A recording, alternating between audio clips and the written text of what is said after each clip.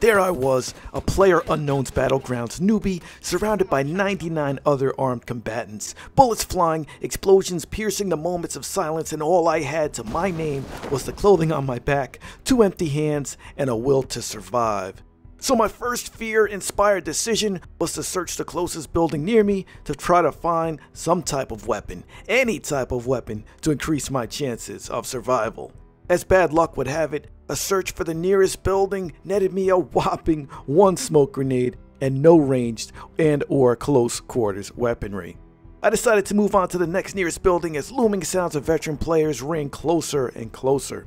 The search of this new building proved again a blaring example of why, with my luck, I do not play the lottery. Again, no usable weapons to make my existence slightly less nerve-wracking. But then, I heard them, the enemy footsteps in the exact same building I was in. All I had were my fists, my wit, a smoke grenade, the element of surprise, and my bad luck to keep me alive. I decided to wait until the right time to attack the unknowing enemy who was searching the room right next to my hiding place. As I heard the enemy footsteps, I heard them stop. I decided to make my move. Rounding the corner, there he was facing away from me, peering out the window without any idea of the unarmed soup sandwich that was approaching from behind him. I thought I'll throw my smoke grenade and clobber him with my fists in the cover of smoke. Bad idea, Rumspanker. I ended up shot in the face, and I learned one thing. It's kill or be killed, and only the strong, strategic, smart, and well-equipped players survive in Players Unknown Battlegrounds.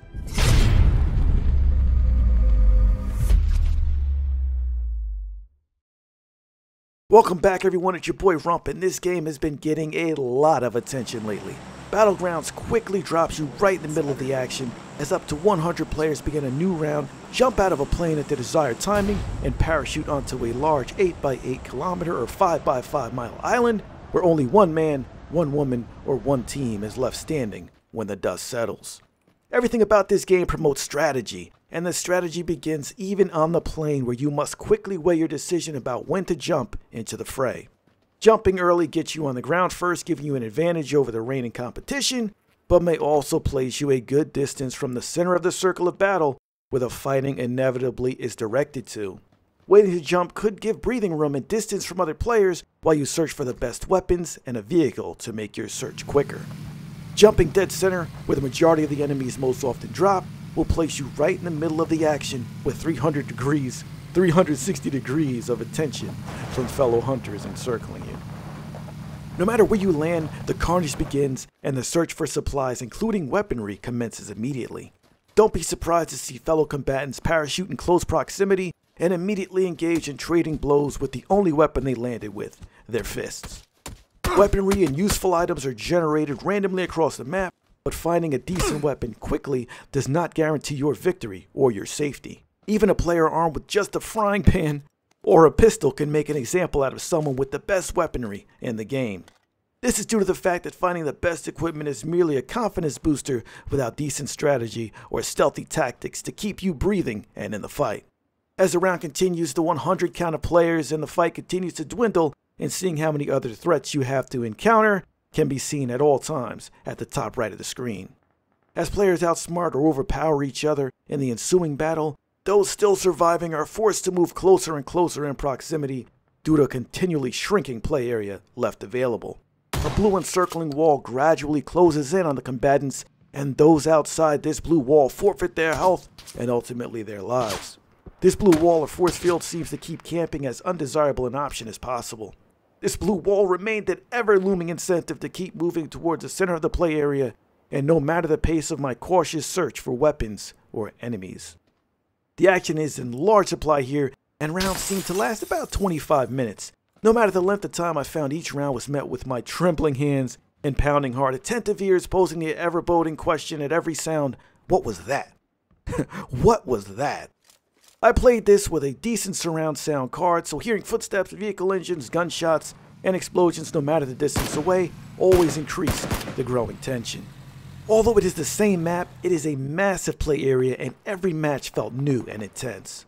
There are forests that provide good ample tree cover, cities, small towns, and a scattering of shelters, military facilities, and much more to be discovered and scavenged. Traveling on foot can be a lengthy and dangerous endeavor, So I found that vehicles, including boats, were a safer, faster, and yet more attention-attracting alternative.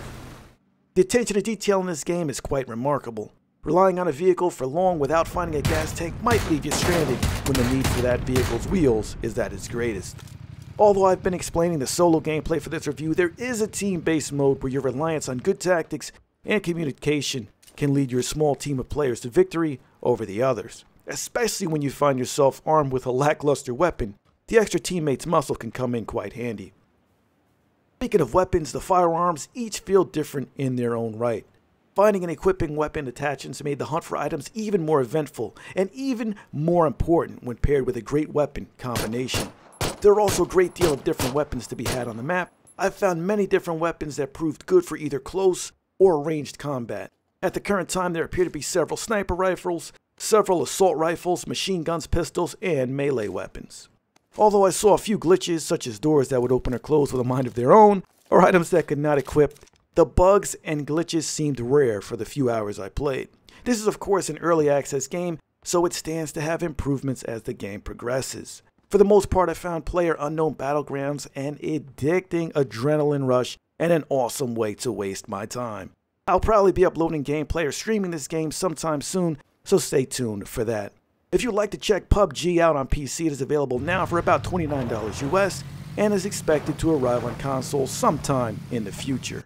Thanks for watching, and let me know down below if this is a game you'd be interested in seeing more of here on the channel.